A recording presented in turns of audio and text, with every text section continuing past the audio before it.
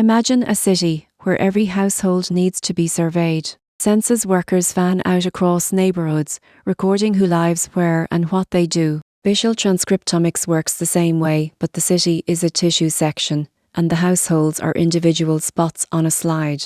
The census starts with raw data collection. Sequencing machines generate millions of short reads, tiny fragments of genetic information. Each read carries two pieces of information: a spatial barcode that tells us where the read came from, and a gene sequence that tells us what was expressed. Think of it as a census form with an address and a survey response. Now we need to geocode those addresses. Each spatial barcode is a molecular tag that maps to a specific location on the tissue. STARsolo aligns the reads to the genome, decodes the barcodes, and pins each gene expression measurement to its physical location. It is like census workers matching every survey form to its address on the city map.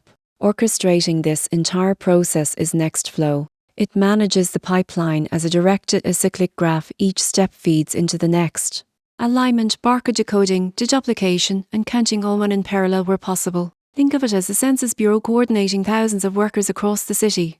The end product is a count matrix. Rows are genes, columns are spatial spots. Each cell contains how many times a gene was detected at that location. This is our completed census, a comprehensive record of gene expression across every surveyed location in the tissue.